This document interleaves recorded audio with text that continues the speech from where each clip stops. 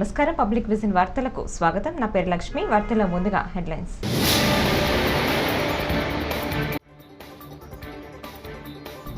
పదవ తరగతి పరీక్షల ఫలితాలు విడుదల. విజయవాడలో విడుదల చేసిన విద్యాశాఖ కమిషనర్ సురేష్ కుమార్.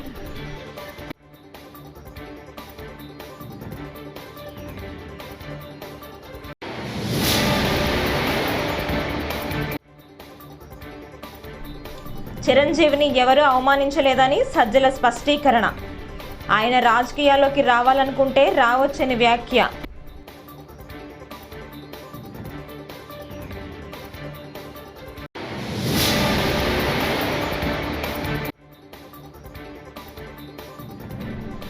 బాబు సజ్జల, నా సంగతి నీకు తెలియదు. నరసాపురంలో Pawan Kalyan fire.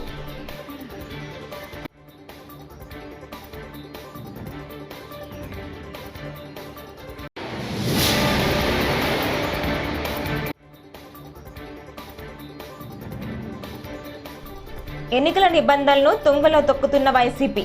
TDP MLC Ashok బాబు ఆగ్రహం వ్యక్తం. 10వ తరగతి పరీక్షల ఫలితాలు ఇవాళ విడుదలయ్యాయి. విజయవాడలో పాఠశాల విద్యాశాఖ కమిషనర్ సురేష్ కుమార్ ఫలితాలను విడుదల చేశారు. ఈ ఫలితాలను అధికార వెబ్సైట్ ద్వారా తెలుసుకోవచ్చు. ఈ ఏడాది 6,16,615 మంది విద్యార్థులు 10వ తరగతి పరీక్షలు రాశారు. మార్చి 18 నుంచి 30 వరకు 10వ తరగతి పరీక్షలు నిర్వహించామని సురేష్ తెలిపారు. పరీక్షలకు 6,16,615 మంది పరీక్షలు రాస్తే 86.69% మంది ఉత్తీర్ణులయ్యారని వెల్లడించారు. చాలా రోజుల నుంచి ఉత్సాహంతో ఎదురు చూస్తున్న 10వ తరగతి పరీక్షలు రాసిన బాలబాలికలకి, వాళ్ళ యొక్క తల్లిదండ్రులకి, ఫ్యామిలీ మెంబర్స్కి, మన రాష్ట్రంలో ఉన్న ఉపాధ్యాయ సోదరులకి, డిపార్ట్మెంట్ సిబ్బందులకి అందరికీ కూడా ఈరోజు ఒక చాలా ముఖ్యమైన దినం. ఈరోజు ఈ రిజల్ట్ రిలీజ్ కార్యక్రమానికి వచ్చేసిన పాత్రికా విలేకరులకి అందరికీ కూడా స్వాగతం. నేను ఈ రిజల్ట్కి సంబంధించిన విషయాలన్నీ కూడా మీకు డీటెయిల్డ్గా చెప్పడం జరుగుతుంది.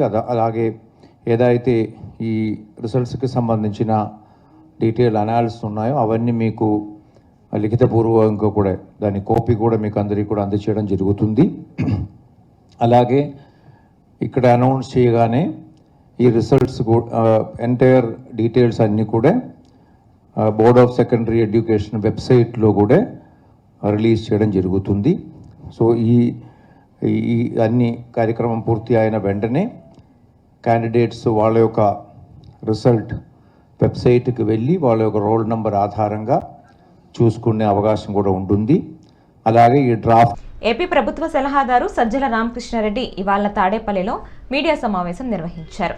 ఈ సందర్భంగా ఆయన మెగాస్టార్ చిరంజీవి అంశంపై స్పందించారు. చిరంజీవిని ఎవరూ అవమానించలేదని స్పష్టం చేశారు. ఆయన రాజకీయాల్లోకి రావాలనుకుంటే ఎవరూ అభ్యంతరం పెట్టారని స్పష్టం చేశారు. చిరంజీవి గొప్ప సినిమా స్టార్ అని, కానీ ఆయన బ్యాంకులను మోసం చేసిన వారిని పక్కన కూర్చోబెట్టుకుని మాట్లాడుతున్నారని సజ్జల పేర్కొన్నారు.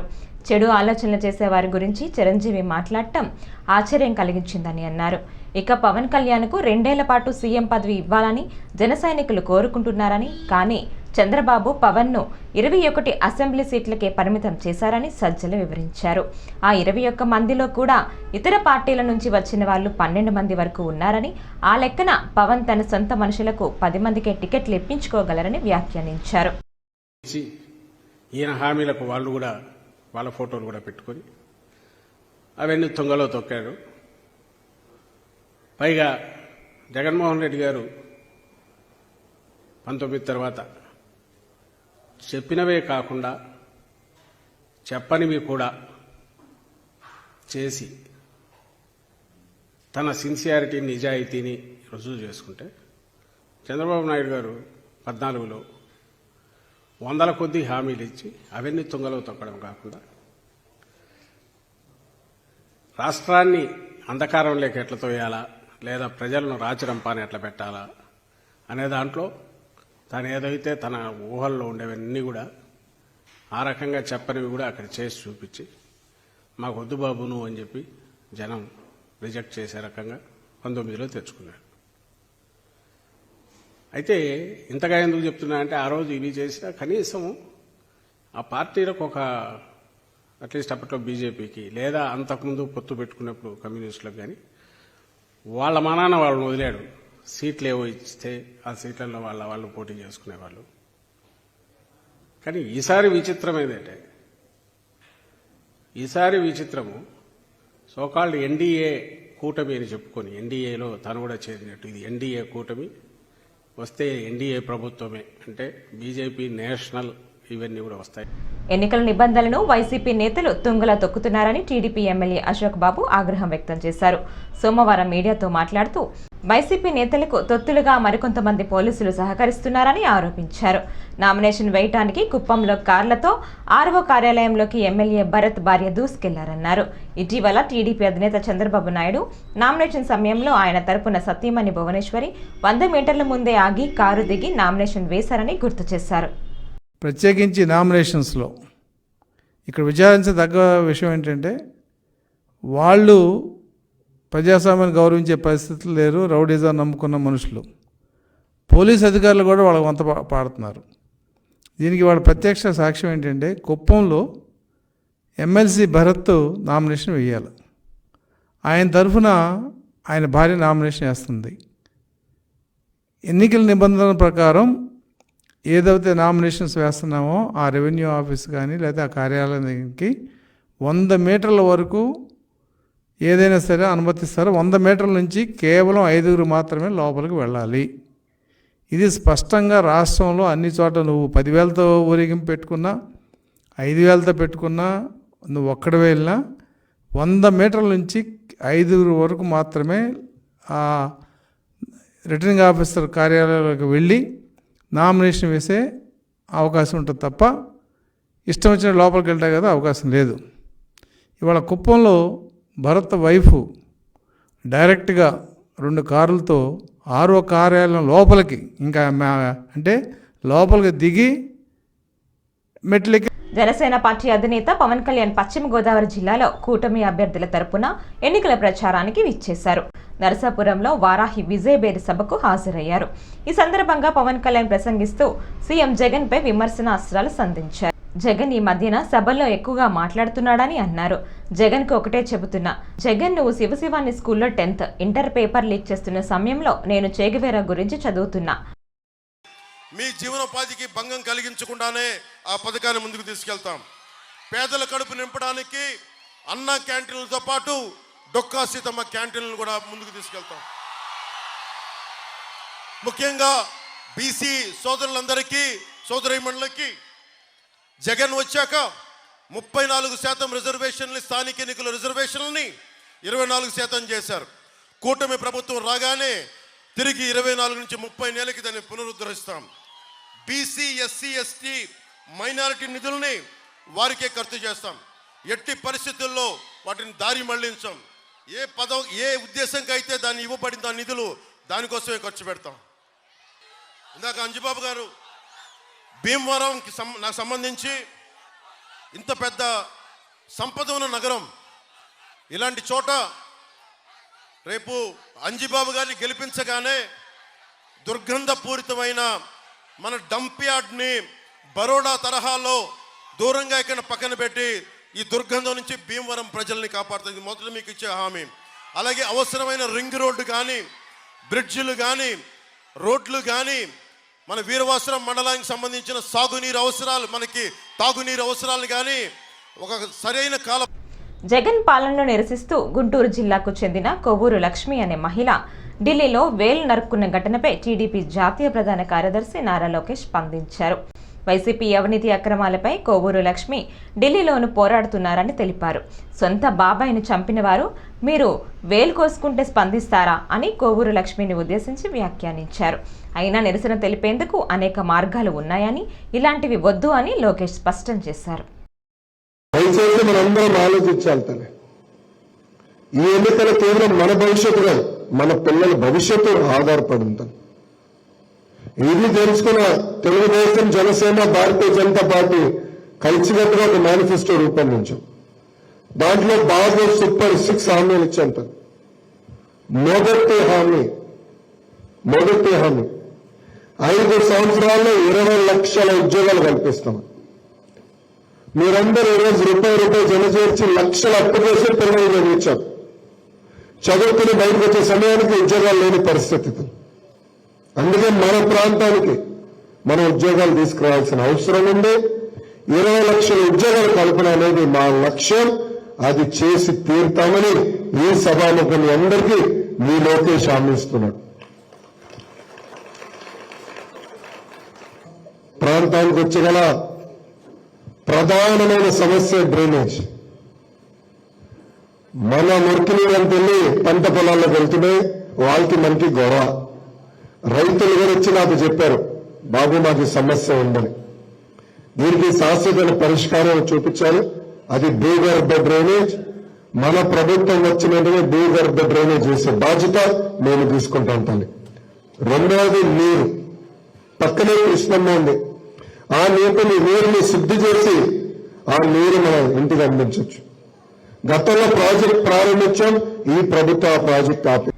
జైల్లో పొత్తు పెట్టుకున్నది ఎవరని వైఎస్ఆర్సీపీ మహిళా విభాగం రాష్ట్ర అధ్యక్షురాలు శాసనమండలి సభ్యురాలు వరదు కళ్యాణి జనసేన అధినేత పవన్ కళ్యాణ్ను పవన్ కళ్యాణ్ పిఠాపురంలోనూ ఓడిపోబోతున్నారని అతనికి అర్థమైపోయింది. 3 పార్టీల కూటమి అనేది ఓటమి పాలవుతుందనేది బోధపడిందన్నారు. కనుకే జగనన్న మీద పరదాలంటూ మహారాణి అంటూ నోటికి ఏదొస్తే అది మాట్లాడుతున్నాడని మండిపడ్డారు. పరిస్థితి మనం చూసాం. అలాగే ఒక్క ఈ జిల్లానే కాదు, ఉత్తరాంధ్రలో 3 రోజులైంది ప్రవేశించి, అప్పటి నుంచి కూడా పాయకరావుపేట నుంచి కూడా అడుగడుగున జన నీరాజనం కనిపిస్తూ ఉన్న పరిస్థితి. దీనికి ఒకటే కారణం ఏంటంటే, ఇంత చక్కటి పరిపాలన అందించారు, ఇంత గొప్ప పరిపాలన అందించారు, ఇలాంటి ముఖ్యమంత్రి మళ్ళీ మాకు కావాలి, దానికి మేము కృతజ్ఞత తెలియజేసుకోవాలి, మేము సంఘీభావం తెలియజేయాలని ప్రజలు స్వచ్ఛందంగా తరలి వచ్చే పరిస్థితి మనం చూసాం. అలాగే తీసుకుంటే ప్రతి జిల్లాలో కూడా ఇదే విధమైన జనసందోహం మనకు కనిపిస్తూ ఉంది. అక్కడ తీసుకుంటే కడప ప్రజలు కన్న ప్రేమను చూపించారు జగనన్న మీద. కర్నూలు ప్రజలు తమ కమిట్మెంట్ ఎలా ఉంటుందో జగనన్న మీద చూపించిన పరిస్థితి. అలాగే అనంతపురం ప్రజలు తీసుకుంటే అంతులేని అభిమానం చూపించిన పరిస్థితి మనం చూసాం. అలాగే చిత్తూరు ప్రజలు తమ చిత్తశుద్ధి జగనన్న మీద ఎలా ఉంటుందో జనసందోహం తరలి వచ్చి చూపించడం జరిగింది. అలాగే నెల్లూరు ప్రజలైతే తమ నిబద్ధత జగనన్న మీద ఎలా ఉంటుందో చూపించారు. అలాగే ప్రకాశం ప్రజలు మనం చూసాం, విపరీతమైన అభిమానంతో జనసందోహంలా వచ్చి జగనన్నకు మహిళలతోని వృద్ధులతోని పథకాలు అందుతున్నాయా అవన్నీ ప్రత్యక్షంగా కనుక్కుంటూ ఉంటే నాకైతే అప్పుడు కథలు చదువుకున్నది ఈరోజు ప్రత్యక్షంగా చూస్తున్నామా అనిపిస్తూ ఉంది. తెలుగుదేశం పార్టీ అయినా జనసేన అయినా పవన్ కళ్యాణ్ గారు చంద్రబాబు నాయుడు గారు వాళ్ళ మీటింగ్స్లో తీసుకుంటే ఇనుపు కంచెలు 1/2 కిలోమీటర్ మేర ఇనుపు కంచెలు వేసుకొని మీరు మీటింగ్స్ పెడతారు. మీరు పరదాలని మా జగనన్న అంటూ ఉంటే మీరు వచ్చి ఒకసారి చూడాల్సిందిగా తెలియజేస్తూ ఉన్నాను. పవన్ కళ్యాణ్ గారు ఎంత రాష్ట్రానికి జగన్మోహన్ రెడ్డి ఏం చేశాడో చెప్పుకోలేకే డ్రామాలకు తెరతీస్తున్నారని టీడీపీ అధినేత చంద్రబాబు విమర్శించారు. పెన్షన్ల విషయంలో జగన్ చేసిన కుట్రలు, ఆడిన గులకరాయి డ్రామాను ప్రజలు చీకొట్టారన్నారు. ప్రజాగళానికి వస్తున్న స్పందనే జగన్ పతనాన్ని చాటి చెప్తోందన్నారు. పార్లమెంటు శాసనసభకు పోటీ చేసే అభ్యర్థులకు చంద్రబాబు ఇవాళ ఉండవల్లిలోని తన నివాసంలో బీ ఫారాలు అందించారు. శ్రీకాకుళం జిల్లా నుంచి మొదలుపెట్టి వరుసగా జిల్లాల వారీగా అభ్యర్థులకు బీ ఫారాలు తన చేతుల మీదుగా అందజేశారు. అనంతరం అభ్యర్థులతో ప్రతిజ్ఞ చేయించారు. తెలుగుదేశ కార్యకర్తలారా, త్యాగాలకు వెనుదీయని దేశభక్తులారా, నందమూరి ఆశయ రథ సారథ్యం మీదే, చంద్రబాబు స్వర్ణాంధ్రకు నిర్మాతలు మీరే.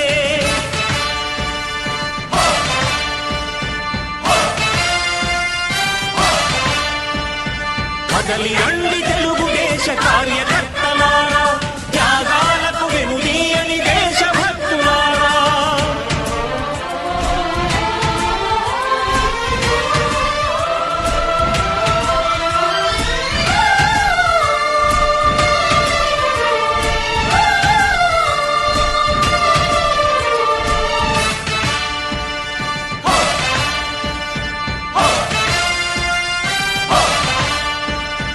పార్టీకే అంకితమై పనిచేసే మీరు దేశంలో నిలిపారు మన పార్టీ పేరు.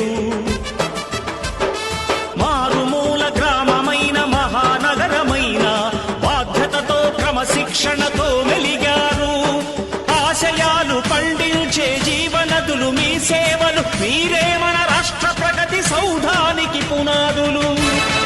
జనసేన అధినేత Pawan Kalyan political package professional అని భీమవరం ఎమ్మెల్యే గ్రంథి శ్రీనివాస్ విమర్శించారు. పవన్ కు పిచ్చి బాగా ముదిరినట్టు కనిపిస్తోందని ధ్వజమెత్తారు. పవన్ వాడుతున్న భాష రెచ్చిపోవటం పిచ్చికి సంబంధించిన లక్షణమని ఎద్దేవా చేశారు. భీమవరం సభలో పవన్ వ్యాఖ్యలకు సోమవారం మీడియా సమావేశంలో గ్రంథి కౌంటర్ ఇచ్చారు. అందరికీ నమస్కారం. ముఖ్యంగా జనసేన పార్టీ అధ్యక్షుడు పవన్ కళ్యాణ్ గారు నిన్న భీమవరం సభ ఏర్పాటు చేసుకుని ప్రజలను ఉద్దేశించిన మాట్లాడుతూ ఆయన మాట్లాడిన విధానం కానీ అది కానీ చూస్తుంటే పిచ్చి బాగా ముదిరినట్టుగా కనిపిస్తుంది. ఎందుకంటే ఆల్రెడీ గతంలో ఆయన మాట్లాడే విధానం కానీ ఆయన భాష కానీ లేకపోతే ఆయన ఊగిపోవడం కానీ రెచ్చిపోవడం కానీ ఈ లక్షణాలన్నీ కూడా ఏంటంటే అది ఒక పిచ్చికి సంబంధించిన లక్షణాలే. చూస్తూ ఉంటాం, ఎవరైనా ఆ రకంగా బయట ఎవరన్నా మాట్లాడుతుంటే వీటికి ఏమన్నా పిచ్చెక్కింది ఏంట్రా అని అనుకుంటాం. మరి ఈ రకంగా బాగా పిచ్చి ముదిరిపోయిన వ్యక్తిని తప్పనిసరిగా వైద్యం చేస్తే బాగుంటుంది అని చెప్పినప్పటికీ కూడా మరి పవన్ కళ్యాణ్ గారు ఎవరి మాట వింటున్నాడో లేదో తెలీదు, లేకపోతే ఆయనకి చూపించారో లేదో తెలీదు. పిఠాపురం నియోజకవర్గం గొల్లప్రోలు మండలం వన్నెపూడి గ్రామంలో ఆదివారం మాజీ ఎమ్మెల్యే వర్మ ఆధ్వర్యంలో ఎన్నికల ప్రచారం నిర్వహించారు.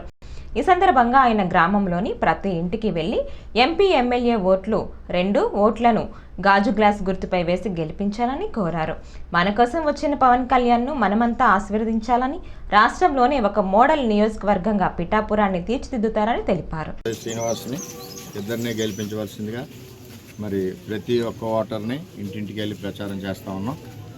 చంద్రబాబు నాయుడు గారు నేను సపోర్ట్ చేస్తున్న పవన్ కళ్యాణ్ గారిని భారీ మెజార్టీతో గెలిపించాలని కోరుతూ మరి ఈ గ్రామం వచ్చేసరికి 2 కోట్ల రూపాయలతో 2.5 కోట్ల రూపాయలతో 3 కోట్ల రూపాయలతో ప్రతి ఇంటికి రోడ్డు వేయడం జరిగింది. మొత్తం గ్రామం అంతా రోడ్లు వేసాం. ఈ రోడ్లు వేయడం వలన మరి ఎంతో ఆడపడుచులు కాలికి మట్టకుండా రోడ్డు వేస్తా ఉన్నాం. రోడ్లు పూర్తి చేశారు 3 కోట్ల రూపాయలతో. అలాగే 150 సైట్లు ఇళ్ల స్థలాలు ఇచ్చాం.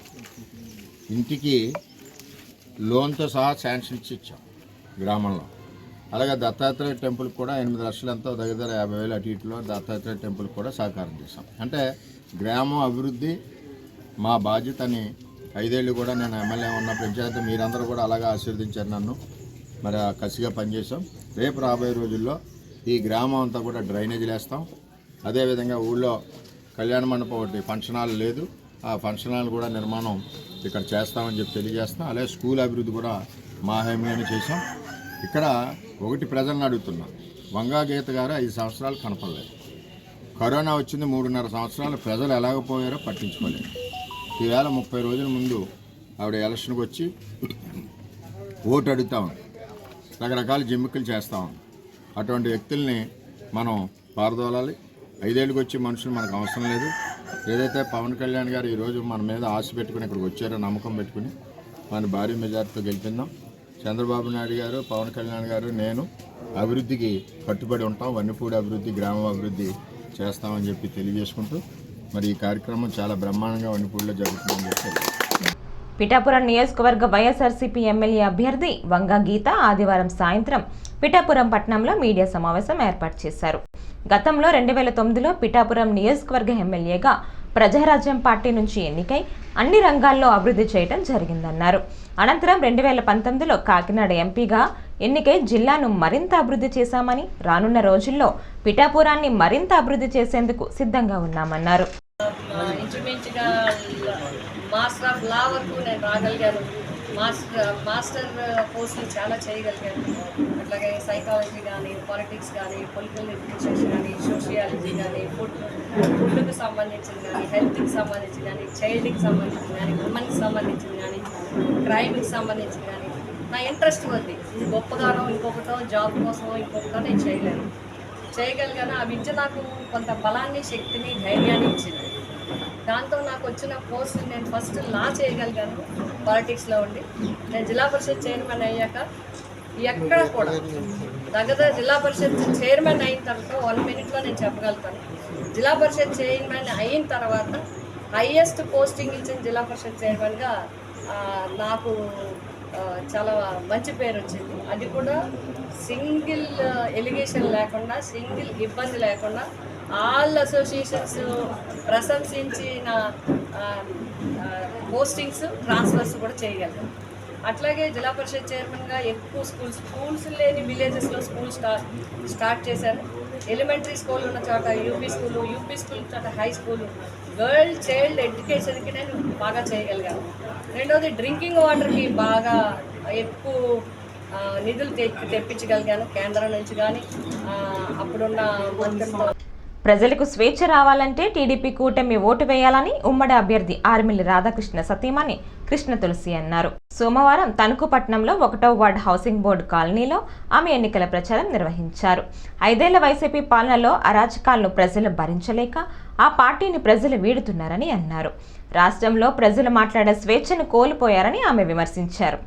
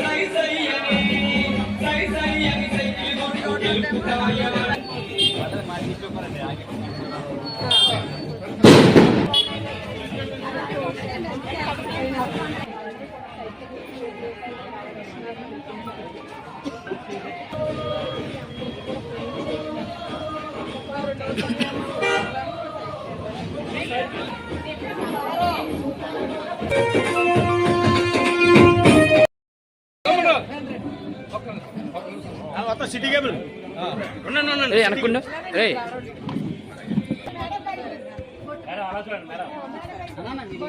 కింద కదా మరి.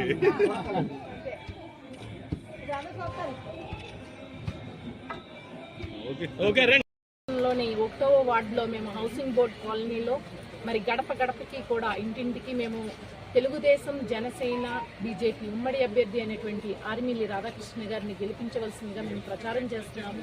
మరి ఎక్కడికి వెళ్ళినా కానీ ప్రజలంతా కూడా ఘనస్వాగతం తెలుపుతున్నారు.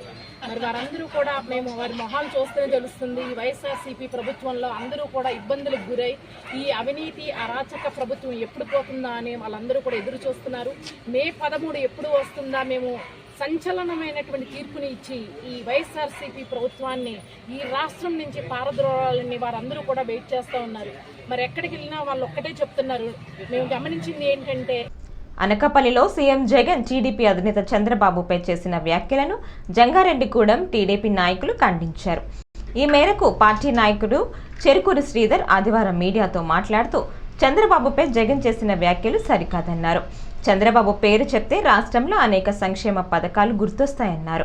జగన్ పేరు చెబితే గొడ్డలి, చెల్లికి వెన్నుపోటు, ఇంకా అనేక దారుణాలు గుర్తొస్తాయని విమర్శించారు. కోచింగ్ చేయడం జరిగింది.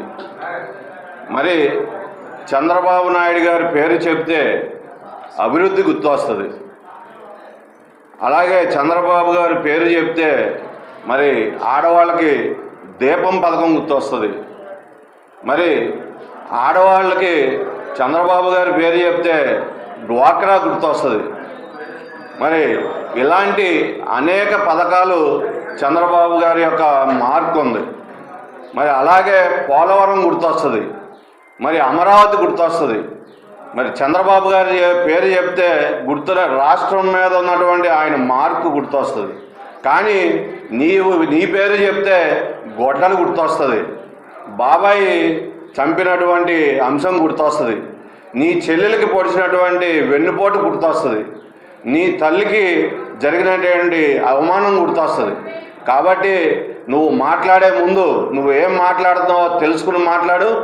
ఇవాళకి కూడా నువ్వు ప్రజల్ని మభ్యపెడుతూ రకరకాల అబద్ధాలు చెబుతూ కళ్ళబొల్లి మాటలు చెప్తూ నా అక్కలు చెల్లెమ్మలు తమ్ముళ్ళు అని చెప్పుకుంటూ రాష్ట్రాన్ని దోచే పరిస్థితి నువ్వు ఇంకా దోచేద్దామనే ఉద్దేశంతో కళ్ళబొల్లి మాటలు చెప్తున్నావే కానీ నేను ప్రజలకి నా మార్కులో చేశాను నువ్వు చెప్పలేకపోతున్నావు. నెల్లూరు జిల్లా లీగల్ మెట్రాలజీ శాఖలో ఓ ఇన్స్పెక్టర్ లంచం తీసుకుంటూ ఏసీపీ అధికారులకు రెడ్ హ్యాండెడ్గా పట్టుబడ్డాడు. వెంకట సాయి వేయింగ్ సర్వీస్ యజమాని మద్దిశెట్టి వెంకటపతిని ఇన్స్పెక్టర్ సాయి శ్రీకర్ లంచం డిమాండ్ చేయడంతో ఆయన ఏసీపీ అధికారులు ఆశ్రయించారు. నెల్లూరు కార్యాలయంలో 38,000 లంచం తీసుకుంటుండగా ఇన్స్పెక్టర్ సాయి శ్రీకర్ను ఏసీపీ అధికారులు రెడ్ హ్యాండెడ్గా పట్టుకున్నారు. ఓకే, ఒక కంప్లైంట్ బేస్డ్ ప్రకారంగా మేము లీగల్ మెట్రాలజీ డిపార్ట్మెంట్ పైన రైడ్ చేయడం జరిగిందండి. ఈరోజు మాకు వచ్చిన కంప్లైంట్ ప్రకారము ఇక్కడ వెయింగ్ మిషన్స్ వెరిఫికేషన్ సర్టిఫికేట్ ఇవ్వడానికి బ్రైబ్ అమౌంట్ అడుగుతున్నారు అనేసి కంప్లైంట్ రావడం జరిగింది. దాని ప్రకారంగా మేము ఈరోజు రైడ్ చేయడం జరిగిందండి. రైడ్ చేసినప్పుడు ఒక ఇన్స్పెక్టర్ అమౌంట్ తీసుకుంటూ రెడ్ హ్యాండెడ్గా పట్టుకోవడం జరిగిందండి. మేము అమౌంట్ వచ్చేసి 38,150 రూపీస్. కంప్లైంట్ వచ్చేసి మదిశెట్టి వెంకటపతి అనే అతను కంప్లైంట్ అండి. అతను వచ్చి కంప్లైంట్ ఇవ్వడం జరిగింది ఏసీబీ అధికారులు. ఈ వార్తలు ఇంతటితో సమాప్తం. నమస్కారం.